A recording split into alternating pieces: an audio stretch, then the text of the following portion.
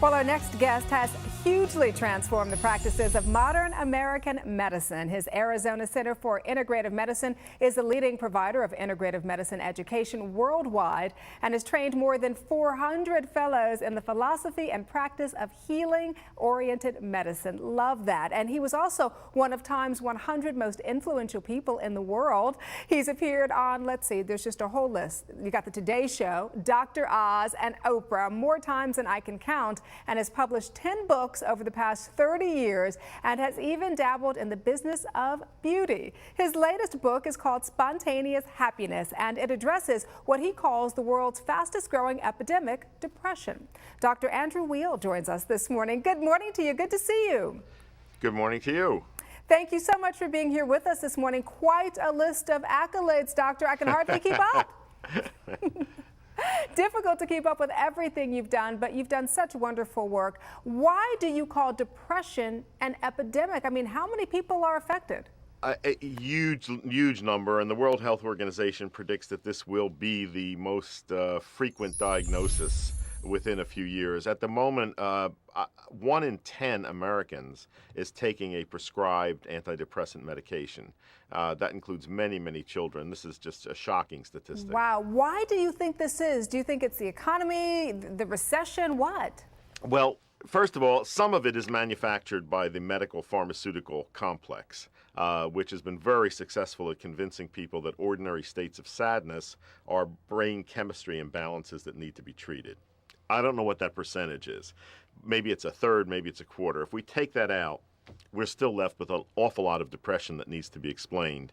I was born in 1942. My parents lived through the worst economic depression in our history. World War II was probably the most horrific time in all of human history, and yet all the indications are that mental, emotional health were better then. So I don't think we can blame this on the world.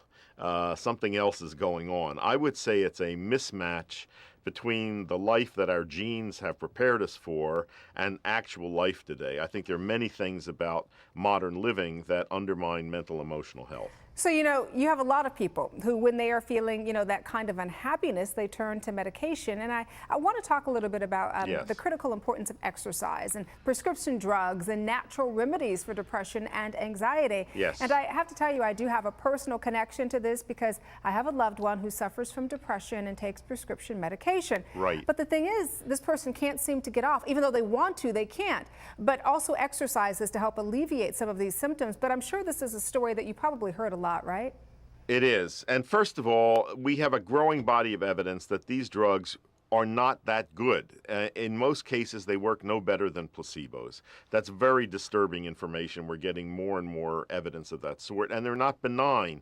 They create their own need. The longer you take them, the more you have to take them because of the way they change brain chemistry. The evidence for the effect of exercise is as great as that for antidepressant drugs. So being physically active every day is a very powerful intervention. In addition, we have the same kind of evidence for omega-3 fatty acids. So I would say taking supplemental fish oil, 2 to 4 grams a day, is one of the most powerful things you can do both to prevent and treat depression. I have to tell you, you've got me taking my fish oil.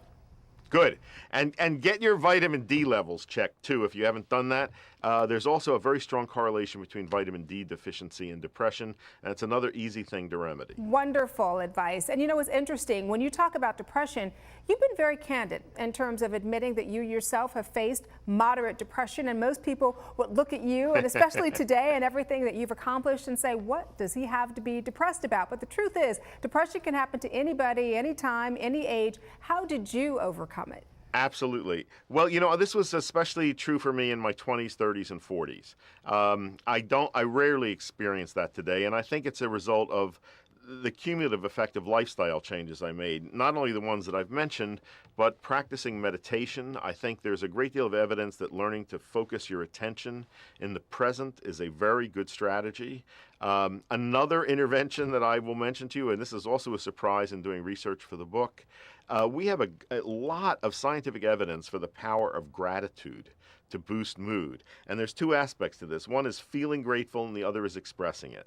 There's a very simple exercise from positive psychology, keeping a gratitude journal.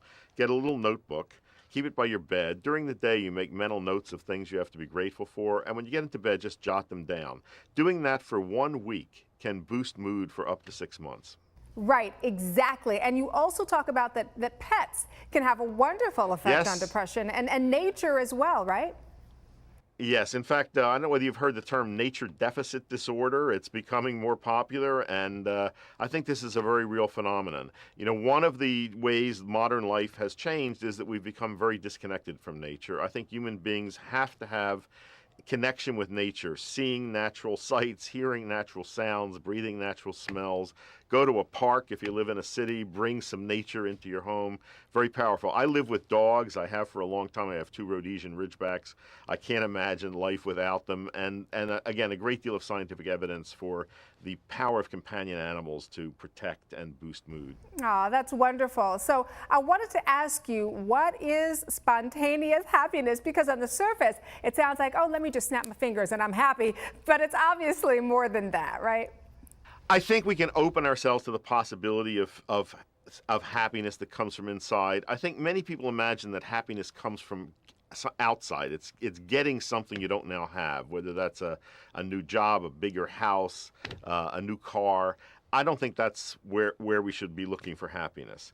And in fact, I think the whole, whenever I hear the phrase the pursuit of happiness, the image I have in mind is of a greyhound chasing a mechanical rabbit around a track that's always just out of reach. I think we should instead be working for contentment. Contentment is something that comes from inside, that's relatively independent of your external circumstances.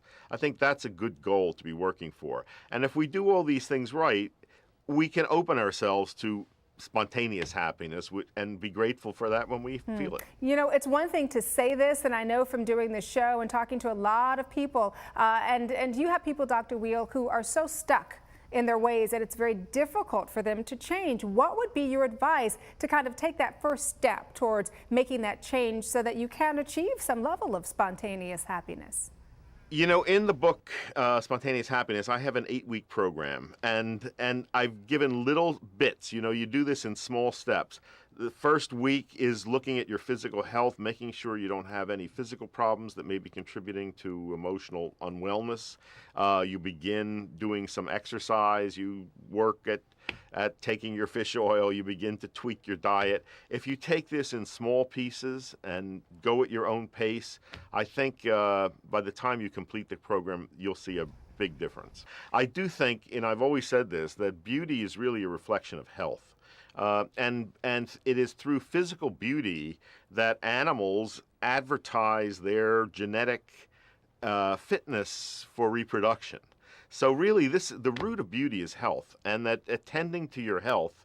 But I think happiness plays a role here too. I think when people are happy, they look beautiful. Wonderful. Well, thank you so much for making me happy this morning. Thanks again for being here. Thanks for having me. All right. Bye. Have a terrific day. Bye-bye. And again, the book is called Spontaneous Happiness, available in bookstores now. And for more information on Dr. Weil or the book, you can visit his website at drweil.com or spontaneoushappiness.com.